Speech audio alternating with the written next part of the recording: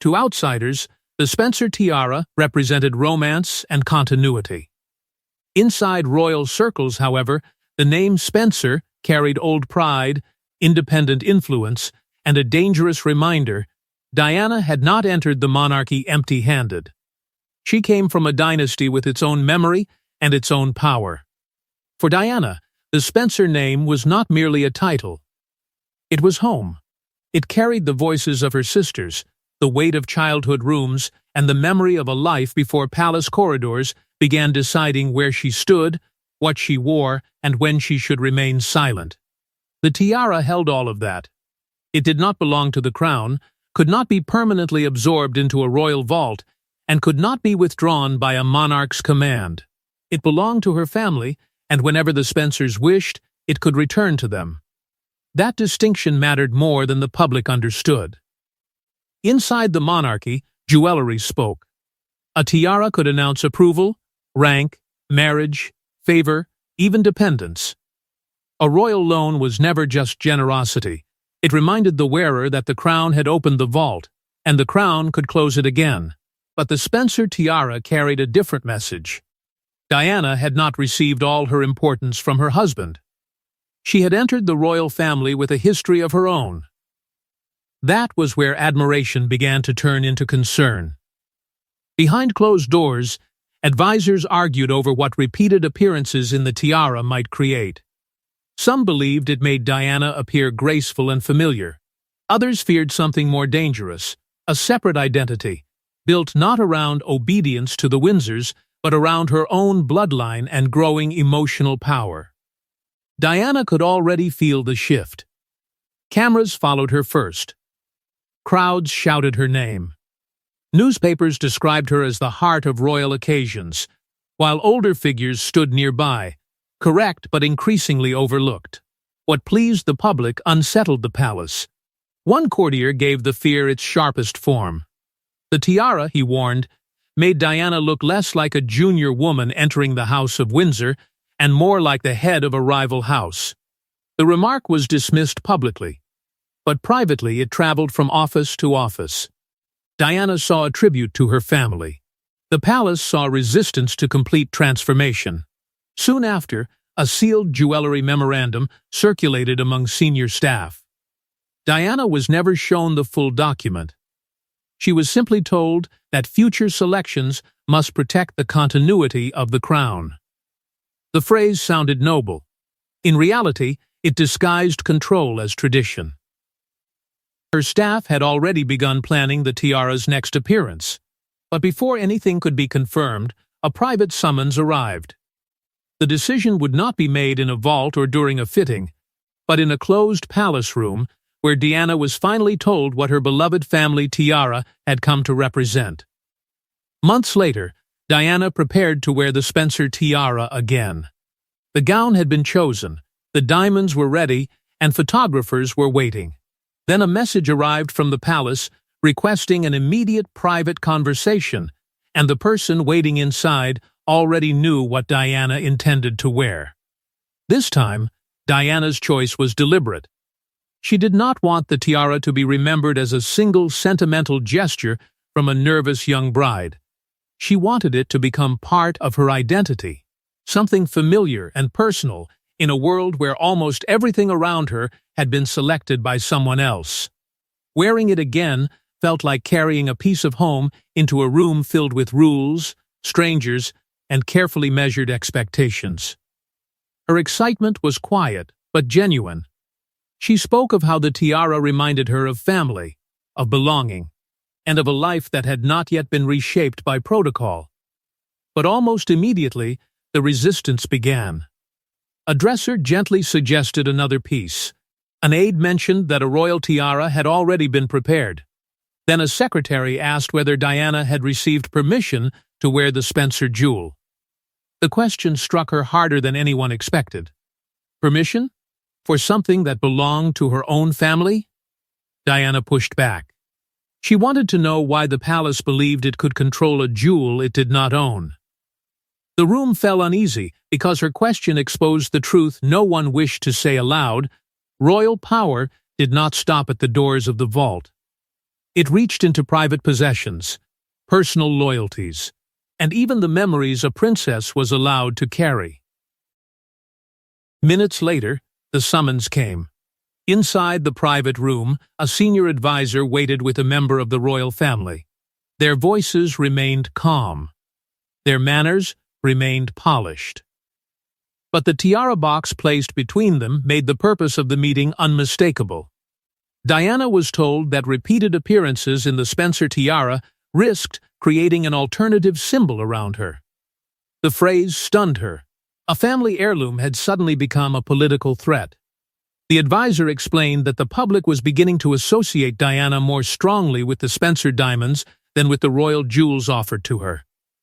Her own identity was growing faster than the palace could shape it. Worse still, repeated use might suggest she was using royal attention to elevate her birth family, encouraging dangerous questions about loyalty and future influence. Diana refused to accept it. The monarchy had welcomed her because of her background, her name, and her lineage. Now, after the wedding, she was being asked to hide the very history that had once made her suitable. No direct order was given. That was the cruelty of it. She was simply reminded that harmony depended upon understanding expectations. When Diana returned, the Spencer tiara stood beside the royal alternative. Only then did she understand that the choice was no longer about jewelry. It was a test of submission. Diana still had the freedom to place the Spencer diamonds on her head, but after what she heard behind that closed door, wearing them again would carry a price she was not yet prepared to pay. Diana did not stop wearing the Spencer tiara because she disliked it, outgrew it, or lost access to it. She stopped because the palace had redefined it. What once represented home had been turned into evidence of disobedience, and every future appearance threatened to become an act of war.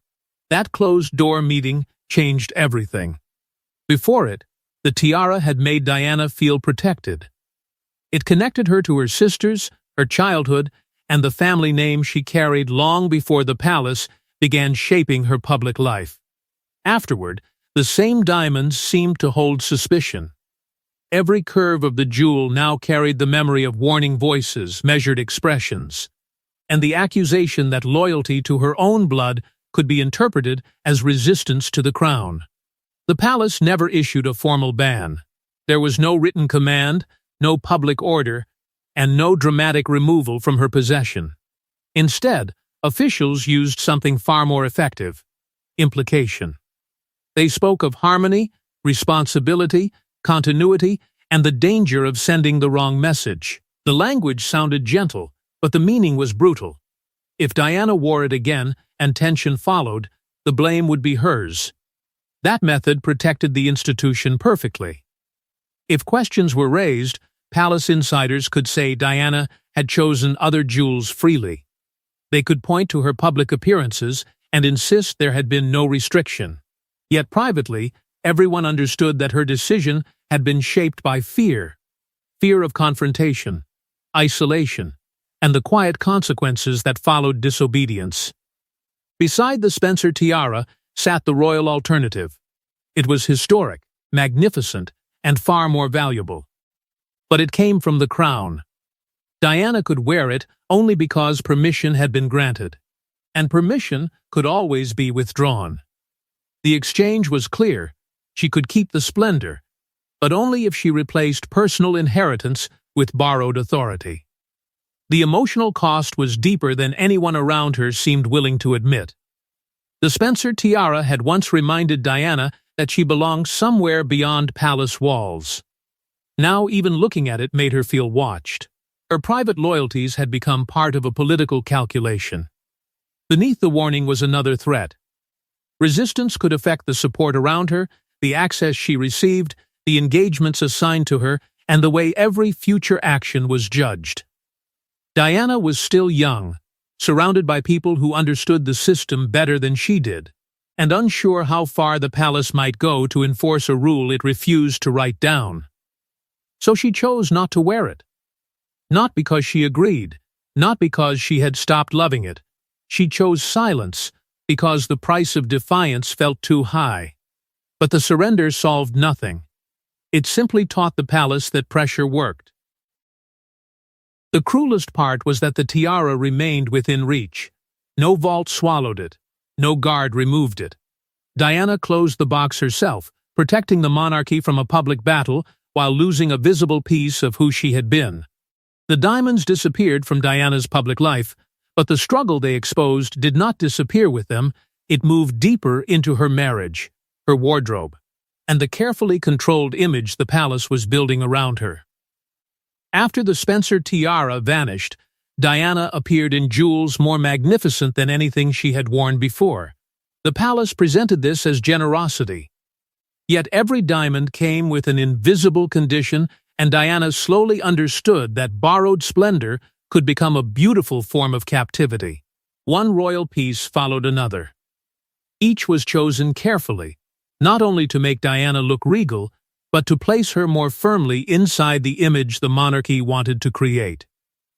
The jewels strengthened her public position while quietly weakening the visible connection to her own family. She looked more royal than ever, but less like the woman who had entered the palace carrying a history that belonged entirely to her. That was the difference between ownership and access. Diana could wear treasures of extraordinary value, yet she could not alter them, pass them down as she wished, or claim them as personal symbols. They belonged to the crown. She wore them because the vault had opened for her, and the same authority could close it again. Whenever Diana accepted a palace-approved piece, the response around her changed. Compliments came easily. Press coverage became warmer. Senior officials appeared more relaxed, and the machinery of her household moved without resistance. But when she questioned a choice or asked for something different, delays appeared. Messages became vague. Doors that had opened smoothly suddenly seemed heavier. The royal vault was more than a treasure chamber. It was a political archive. Every jewel carried history, rank, favor, and expectation. To wear one was to enter an old hierarchy controlled by those who decided who received access, when it was granted, and what message the piece was meant to send. Soon, the palace began shaping a flattering explanation for the change. Diana, they suggested, had matured beyond the Spencer tiara. She was embracing her royal role. The language sounded graceful, but it concealed the truth. She had not simply moved forward. A choice had been taken from her without ever being formally removed. The public admired her transformation. They saw confidence, elegance, and growing status. They did not see that every new jewel marked the absence of the one piece that had belonged to her without conditions. Charles treated the disagreement as a small matter beside duty. To him, a tiara was only part of public presentation. To Diana, his indifference proved that he did not understand what had been lost. The Spencer piece was not decoration. It was memory, family, and proof that she existed before the crown claimed her image.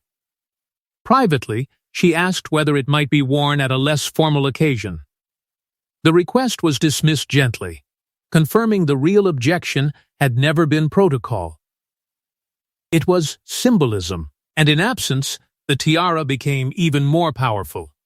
Every royal jewel raised the same unanswered question: why had the Spencer diamonds disappeared?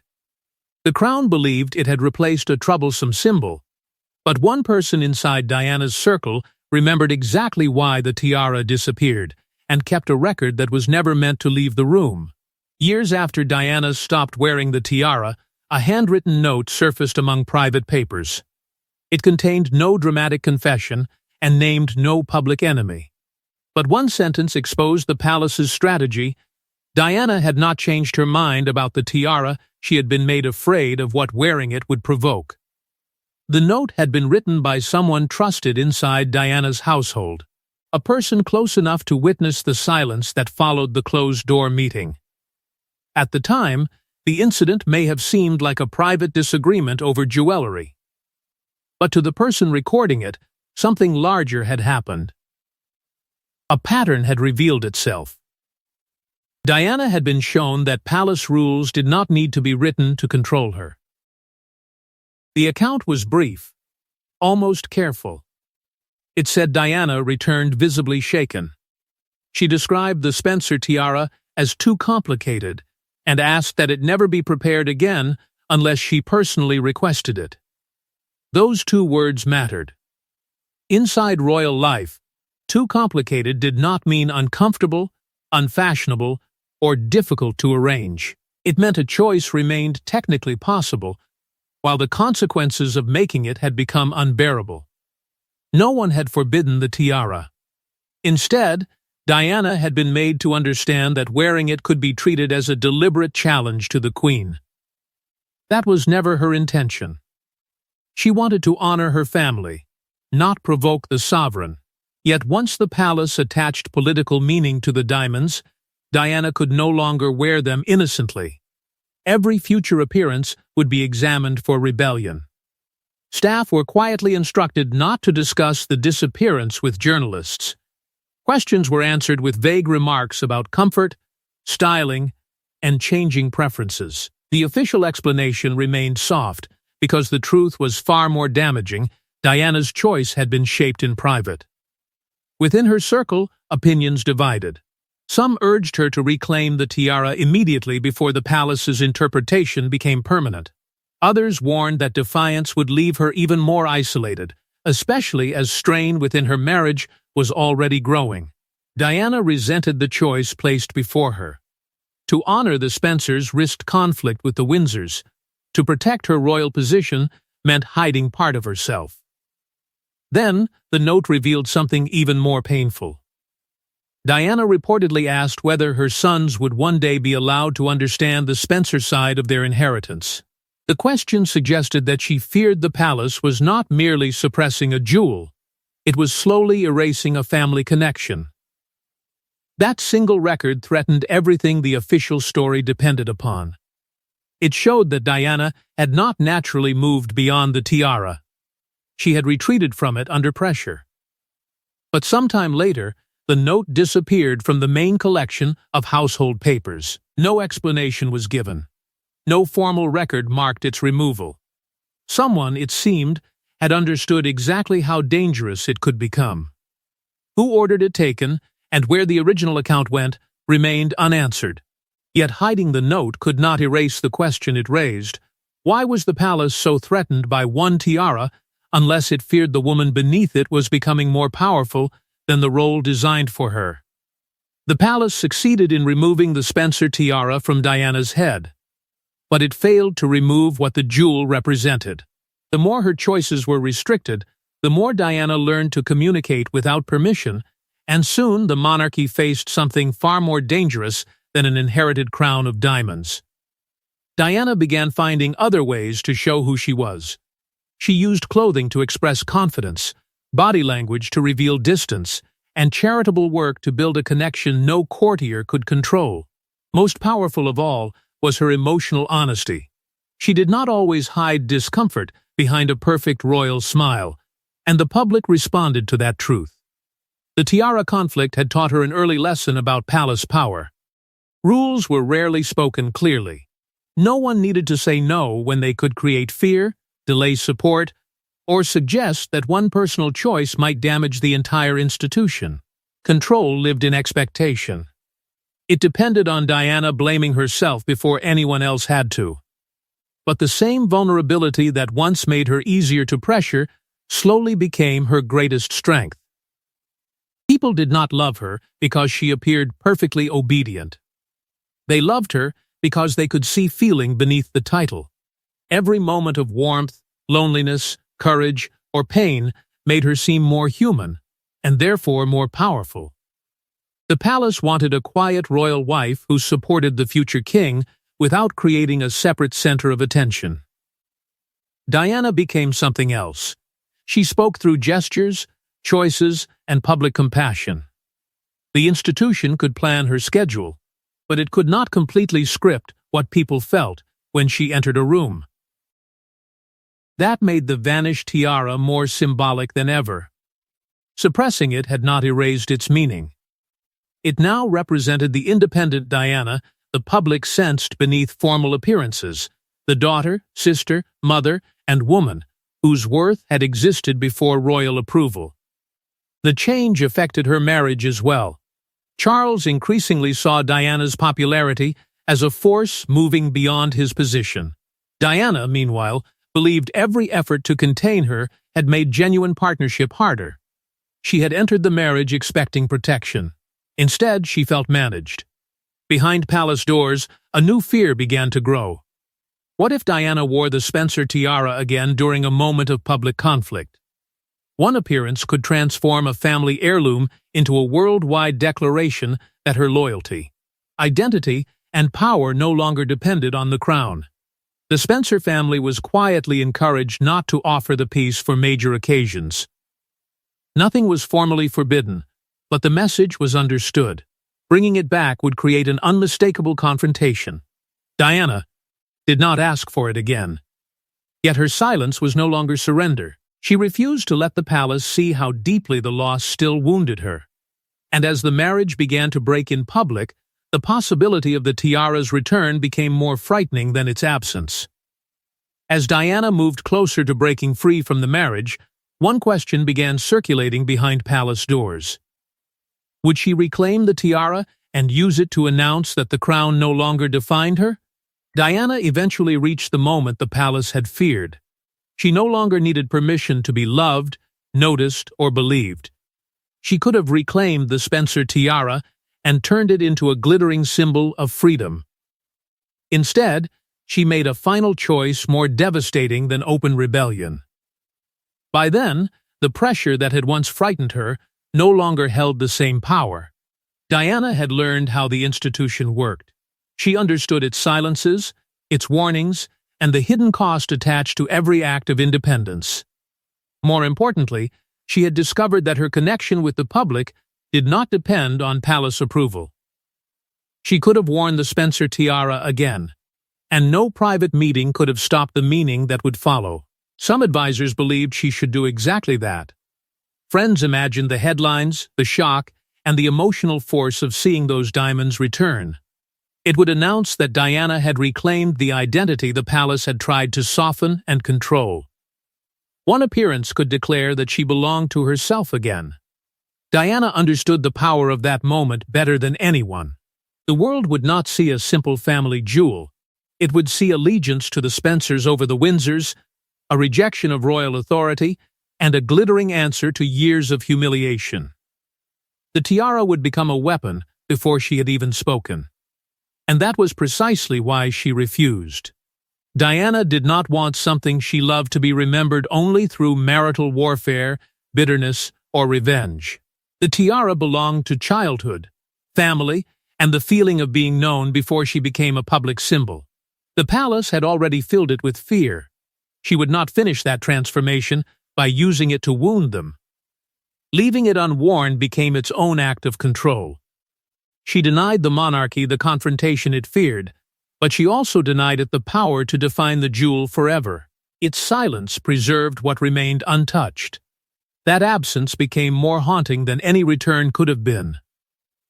People continued to ask why the Spencer tiara vanished. Every question kept attention on the unseen pressure behind royal beauty and the choices that were presented as freedom. What changed was not the tiara. Diana had not lost affection for it, access to it, or the desire to remember where she came from. What changed was her understanding. She had learned that the monarchy could interpret personal identity as rebellion whenever that identity became too powerful to control. Diana wore extraordinary royal jewels afterward, but none carried the same truth. Those diamonds enhanced her title. The Spencer tiara remembered the woman who existed before it. So the box remained unopened, brilliant, silent, and filled with the memory of a princess who entered the palace wearing her own history, only to discover that even her past was expected to obey. And perhaps that is why the Spencer tiara still carries such power today, not because of how often Diana wore it, but because one unforgettable appearance revealed everything the palace was determined to make her surrender.